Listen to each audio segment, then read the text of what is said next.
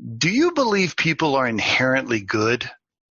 You know, if you listen to the news and the media these days, you would think we live in this hate-filled world where everybody's running around and killing each other all the time and taking from each other.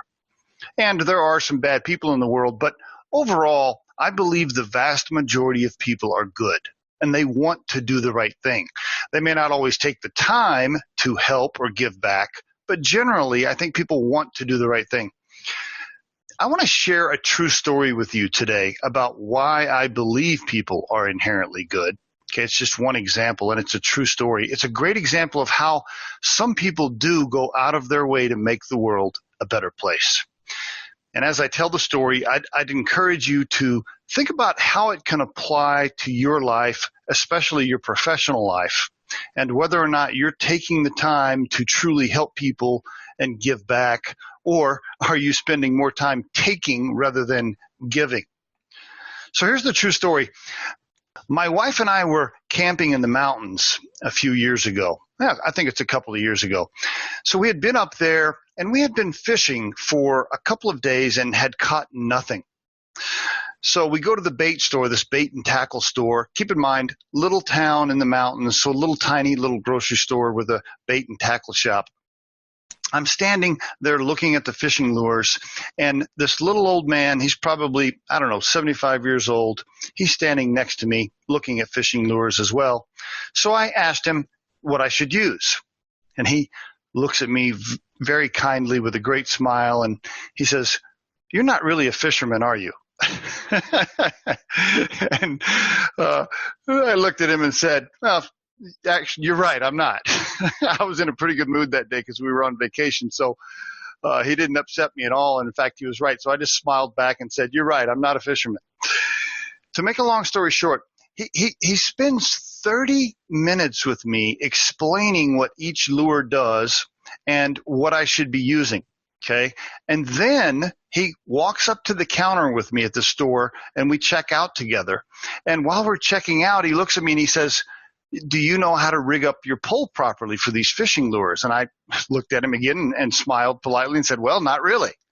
So he follows me out to my truck where my wife is waiting. Okay. My wife kind of looks at me funny as she sees this guy following me out to the truck. He comes out to the truck. He introduces himself to my wife. He spends another 30 minutes showing us exactly how to rig up our poles properly to fish for trout in the mountains. Okay. Then when he gets all the poles hooked up, he looks and he says, "Now, do you guys know how to cast these and use these fishing poles properly?"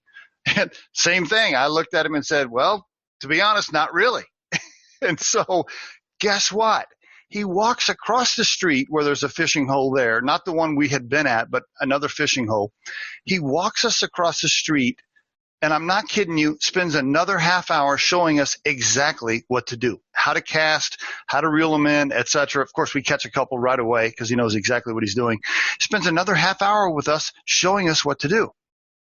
Now, keep in mind, this old man, a complete stranger, didn't work in the store. He's just a customer, not scheduled, unannounced, spends an hour and a half showing my wife and I exactly what to do to fish for trout in the mountains.